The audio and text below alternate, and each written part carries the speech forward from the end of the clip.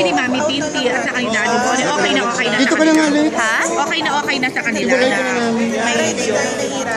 Sumagot ka na. Okay na Ayusin mo na tong sagot mo, At daddy na may So jowa buy now, kayo. die later ang sinasabi mo sa boyfriend mo ngayon?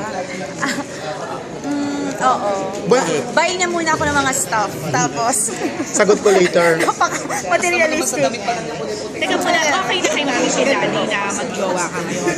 Ano, sa mami at daddy ko naman kasi, pagka meron nagpapakilala sa akin or meron naliligaw sa akin, sila na kaagad yung mag-a-approve. Kung wala silang sasabihin, sila approve. Kung ang dami na nilang nasabi, nakagawa na sila ng librong sarili nila, syempre hindi mo na So yun. dyan, may sinabi ba sila? May react? Wala naman silang sinabi. So happy ka, walang reaction. Oo, pero sabi ng mami ko, mawawalan daw siya ng gana kapag daw hindi kami sumusunod sa curfew.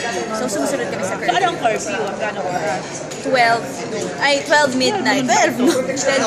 Ako nangyayari mo. Kaya nga, di ba? Wala Matagal mo nangyari. na Taga saan kilala siya? or bago pa lang?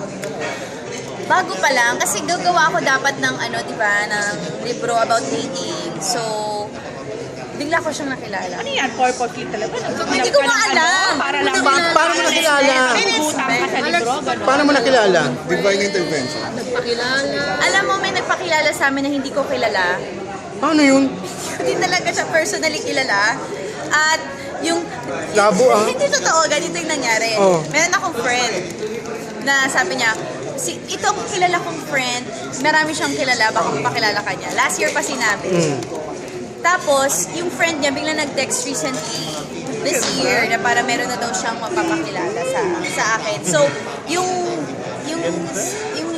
kilala ko ngayon, yung dinidate ko ngayon, hindi niya kilala yung friend ko. Gets mo? Oo. Dalawang, yung basta yung friends namin, common sila. Ha? Hindi, ang labo. Yung friends ko, tsaka yung friend niya, friend Iintindi na lang mo. namin. Wait, ito na, ayusin Nung ko na. ma-meet mo ba, may ano na? Yung friend ko, tsaka Nag-sparkle yung up. friend niya, maging friends. Pero hindi namin kilala yung friend ng isa't isa.